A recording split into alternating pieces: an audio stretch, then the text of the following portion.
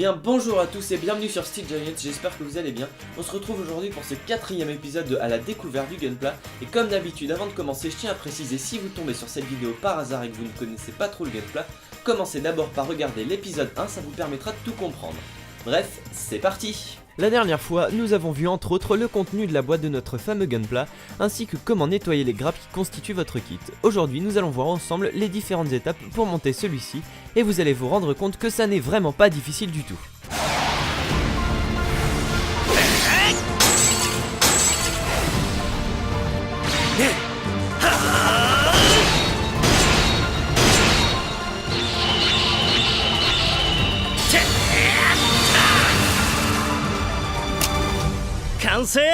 Ouais bon, c'est pas si simple que ça, faut pas déconner non plus hein. Donc bref, je vais commencer cet épisode par vous présenter la liste du matériel dont vous aurez besoin pour construire votre Gunpla. En général, une des choses qui peut rebuter à se lancer dans le maquettisme est souvent la peur de devoir acheter une quantité énorme de matériel au vu de tout ce qui est proposé en magasin ou des photos des ateliers des personnes plus expérimentées qu'on peut trouver sur le net. Cependant, ce n'est pas du tout le cas, et ce, encore moins avec le Gunpla. Alors évidemment, si on souhaite atteindre un niveau de réalisation plus élevé, il faudra faire quelques investissements supplémentaires, mais pour notre niveau, vous allez voir que peu suffit. Avant de parler en détail des outils, j'aimerais tout d'abord vous expliquer la chose suivante. Chaque outil que vous avez utilisé devra remplir une ou plusieurs fonctions précises, par exemple découper, poncer, nettoyer, etc. etc. Pour chacune de ces fonctions, vous aurez en général le choix entre 3 alternatives possibles.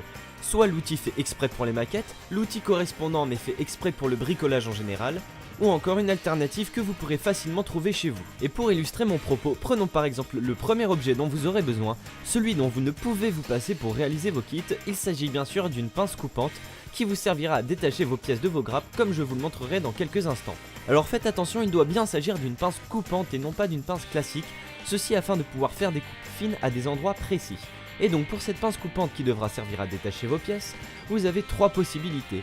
Vous pouvez soit vous procurer une pince coupante faite exprès pour le modélisme, utiliser une pince coupante de bricolage, ou tout simplement essayer de vous débrouiller avec des ciseaux, un couteau suisse ou je ne sais quoi encore. Alors comme vous devez vous en douter, chaque catégorie a ses avantages et ses inconvénients, et c'est à vous de choisir ce que vous voulez utiliser en fonction de vos préférences mais aussi de votre budget. Si je vous dis ça, c'est parce que autant pour certains outils il est préférable d'acheter du matériel spécial maquette, autant pour d'autres c'est vraiment inutile. Par exemple, la pince coupante étant l'objet dont vous allez le plus vous servir, s'il y a bien un outil dans lequel vous pouvez investir, ce serait celui-ci. A l'inverse, il existe par exemple des cotons-tiges spécialement conçus pour les maquettes et il est inutile de vous dire que ça n'apporte absolument rien. Du coup, pour chaque objet dont je vais vous parler, je mettrai des liens dans la description afin de vous donner des exemples d'outils adaptés. Pour revenir à la pince coupante, sachez que vous pourrez en trouver à 5 € sur le net.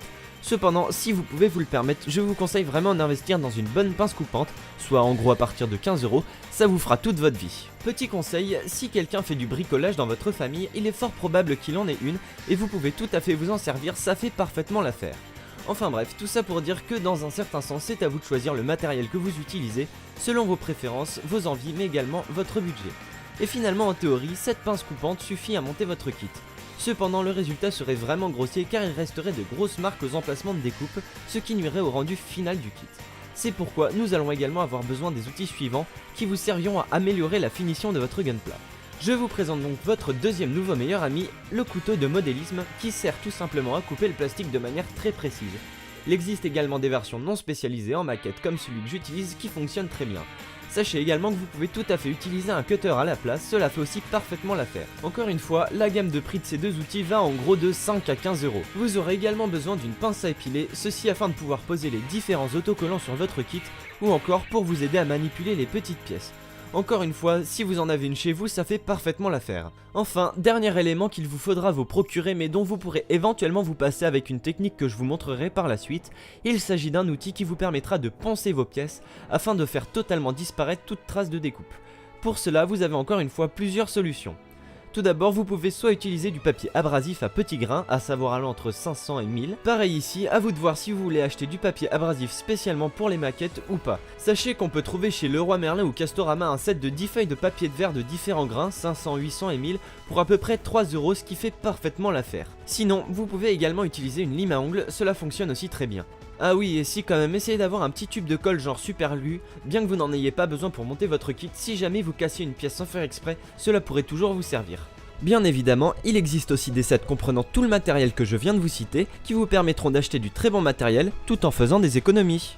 Pour conclure, voilà un récapitulatif des outils de base dont vous aurez besoin pour monter votre kit. Ah, et une chose très importante que j'ai oublié de préciser, autant pour acheter des Gunpla vous êtes à peu près obligé de passer par internet, autant pour le matériel vous pouvez tout à fait l'acheter en France, soit dans des magasins de maquettes, soit dans des chaînes de magasins plus connues, type Castorama, Leroy Merlin, etc. Cela reviendra bien moins cher que de les faire importer du Japon. Maintenant que nous avons fini de parler du matériel, nous allons pouvoir nous attaquer à l'étape la plus importante lors du montage, à savoir le découpage et le nettoyage de vos pièces. Comme j'ai dit précédemment, il y a différentes manières de réaliser cette étape. Je vais tout d'abord commencer par vous montrer les deux choses qu'il ne faut absolument pas faire si on veut obtenir un bon résultat. Les pièces que vous allez dégrapper sont accrochées sur la grappe par ce qu'on appelle des ergots. C'est à cet endroit qu'il faudra effectuer des découpes. Et ce que je vais dire maintenant sera peut-être le truc le plus important de cette vidéo.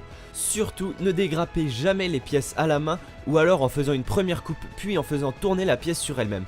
Cela va arracher du plastique de la pièce et le résultat sera vraiment mauvais. Aussi pour le coup, si vous pouvez vous le permettre, essayez vraiment de vous procurer une pince coupante, c'est vraiment la chose dont vous aurez le plus besoin et vous verrez vraiment la différence avec des ciseaux ou je ne sais quoi encore. Quand on découpe une pièce, la première étape est d'utiliser sa pince coupante pour venir la détacher. Beaucoup seraient alors tentés de directement coller la pince à la pièce afin qu'il n'y ait pas de résidu de grappe. Cependant, en le faisant, vous déformeriez le plastique au niveau de la pièce, ce qui en général donne un résultat plutôt disgracieux.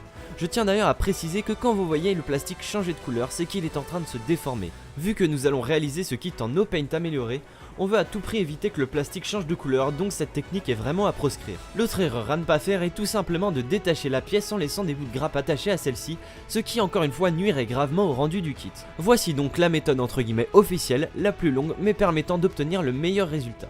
Tout d'abord, avec la pince, venez découper les attaches de la pièce en veillant à garder un petit espace avec celle-ci, de sorte à ce qu'il reste des petits bouts de grappe attachés à cette dernière. Ensuite, avec votre couteau de modélisme ou cutter, découpez ces petits bouts de plastique comme ceci. Si des petits bouts subsistent encore, vous pouvez vous servir de votre couteau comme un économe et retirer gentiment les résidus restants.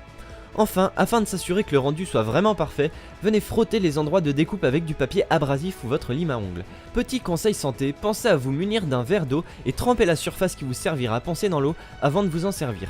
Cela permettra de faire coller les résidus émis lors du ponçage et vous évitera ainsi de respirer trop de poussière de plastique.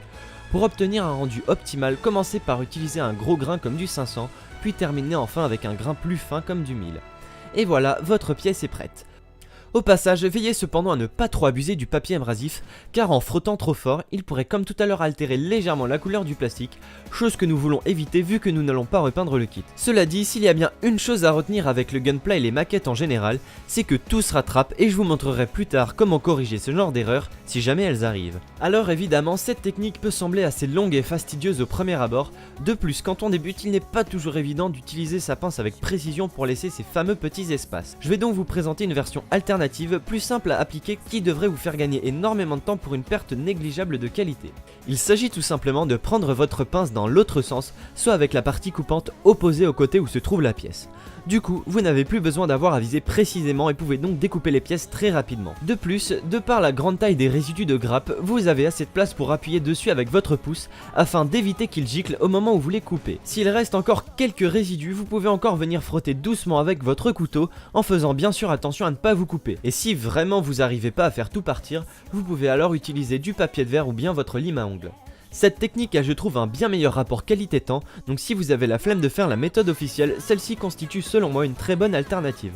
Elle admet cependant un léger inconvénient, vous allez vous retrouver avec plus de résidus de plastique que normalement, donc prenez-vous un petit récipient et de temps en temps, mettez les résidus dedans afin que ça ne vous gêne pas. Il y a encore une fois bien d'autres manières de procéder, à vous de trouver celle qui vous convient le mieux. Autre information importante, exactement comme pour les Lego, il y a plein de pièces de votre kit qui ne se verront plus une fois celui-ci terminé. Ce sont d'ailleurs en général les pièces grises qui servent pour les articulations.